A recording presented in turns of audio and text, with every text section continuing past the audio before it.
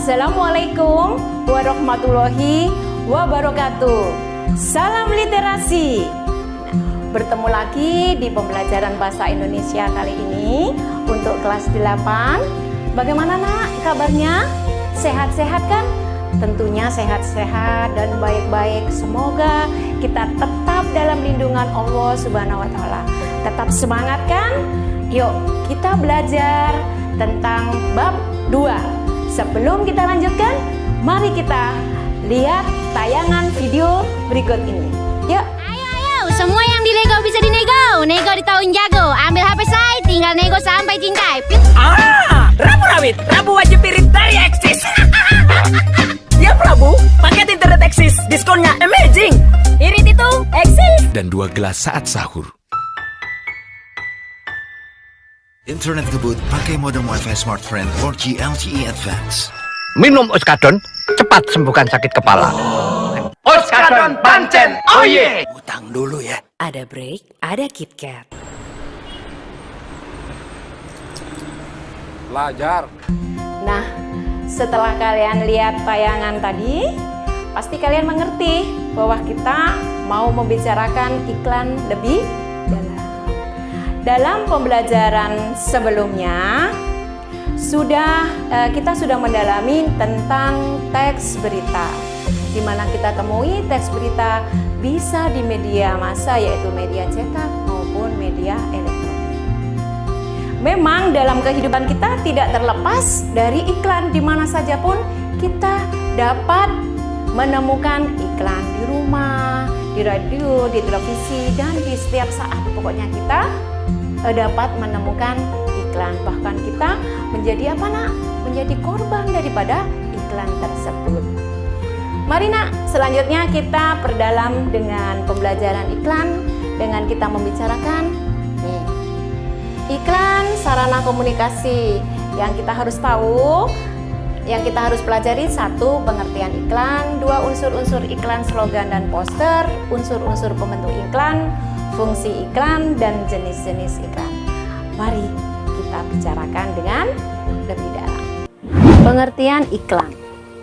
Iklan adalah teks yang mendorong dan membujuk khalayak ramai agar tertarik pada barang dan jasa yang ditawarkan. Iklan juga dapat diartikan sebagai pemberitahuan kepada khalayak mengenai barang dan jasa.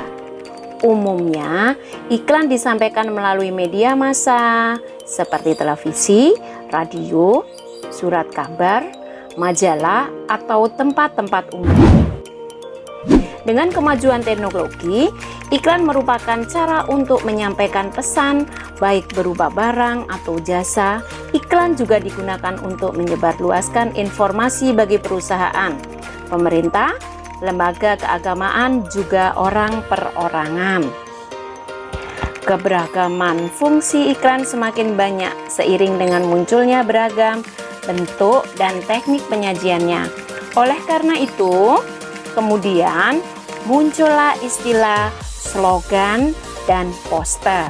Slogan adalah perkataan atau kalimat pendek yang dipakai sebagai dasar runtutan atau pegangan hidup, prinsip utama dari suatu usaha, organisasi, dan sebagainya. Slogan sering pula disebut moto atau semboyan. Slogan lebih mengutamakan kepada kata-kata. Poster. Poster adalah plakat atau kata-kata dan gambar yang dipajang di tempat-tempat umum. Poster hampir sama dengan iklan, yakni informasi atau pemberitahuan hal penting kepada khalayak. Poster mengandalkan perpaduan gambar dan kata-kata. Dalam hal bahasanya, poster hampir sama dengan iklan ataupun slogan yang mengutamakan kata-kata singkat, jelas, menarik, dan lengkap. Unsur-unsur iklan, slogan, dan poster. Iklan merupakan teks persuasif yang memadukan unsur gambar dengan kata-kata, unsur gerak, dan suara. Sedangkan slogan merupakan teks persuasif yang mengutamakan unsur kata-kata, Sedang poster merupakan teks persuasif yang mengutamakan kekuatan gambar dan kata-kata dan dipajang di tempat-tempat umum.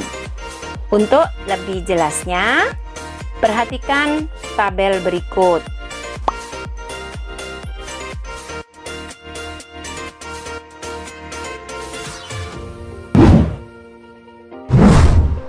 Unsur-unsur pembentuk iklan. Iklan dibentuk berdasarkan unsur-unsur pembentuknya yang meliputi sumber, pesan, media, penerima, efek, dan umpan balik. Sumber adalah pemasang iklan yang berinisiatif dan penyandang dana dari pemasangan suatu iklan.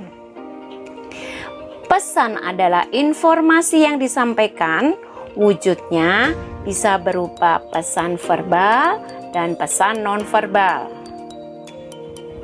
3. Media adalah sarana yang digunakan, misalnya media cetak, elektronik, dan sarana-sarana lain. Penerima adalah individu atau kelompok masyarakat yang menjadi sasaran atau objek iklan.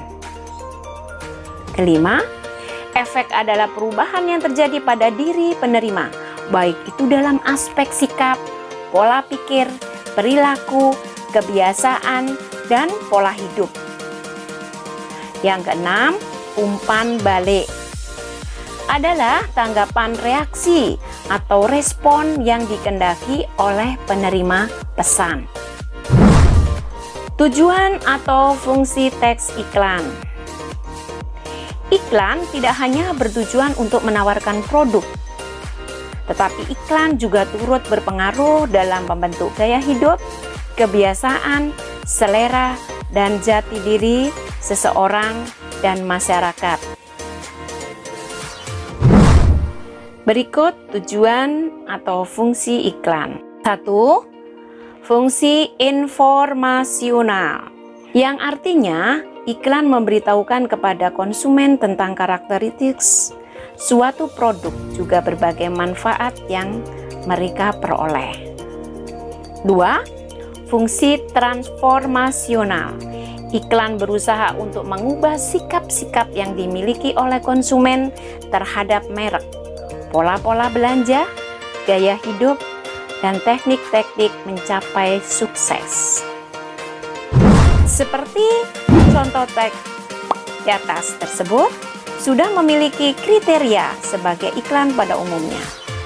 Dari bahasanya pun terlihat, yaitu kata-katanya sederhana, mudah diingat, dan cenderung persuasif. Tetapi iklan tersebut bukan tergolong dari iklan komersial, namun merupakan iklan informasional yang bertujuan memberitahukan kepada khalayak. Jenis-jenis iklan berdasarkan pola penyajiannya. 1. Iklan media cetak, yang terdiri dari iklan baris, adalah iklan yang pemasangannya berbaris-baris. Teks yang disajikan sangat terbatas, tidak ada gambar ataupun ilustrasi. Teks banyak mengalami penyingkatan dan pada umumnya dimanfaatkan oleh perorangan atau perusahaan kecil.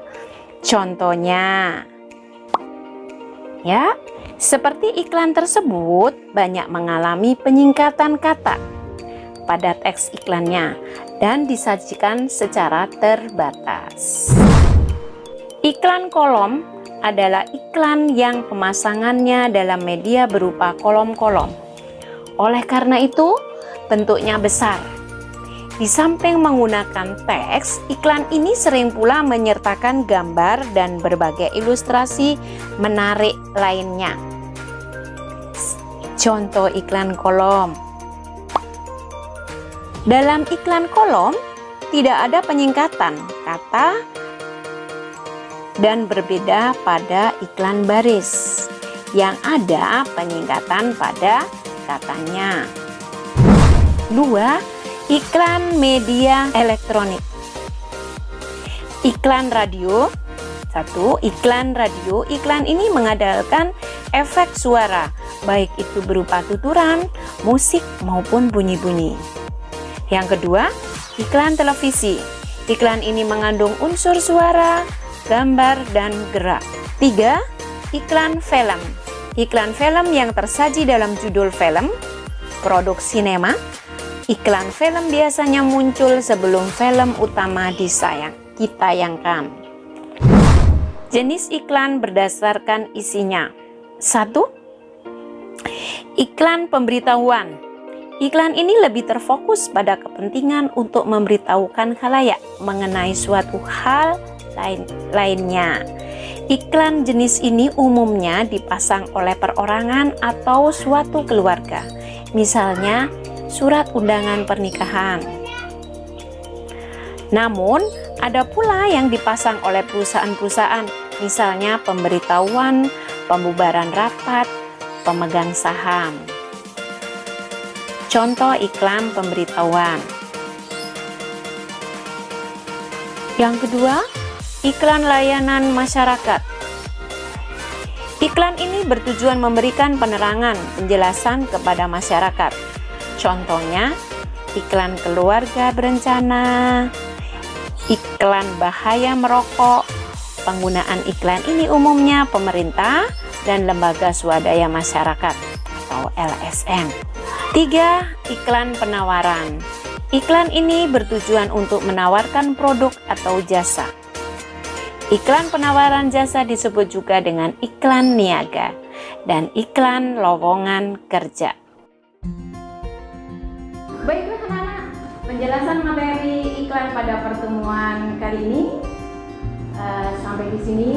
Untuk mengetahui seberapa pemahaman kalian terhadap materi yang sudah Ibu berikan atau Ibu sampaikan dan juga sebagai bahan evaluasi, silakan jawab latihan soal yang sudah disediakan di webs Bahasa Indonesia. Terima kasih. Sekian. Wassalamualaikum warahmatullahi wabarakatuh.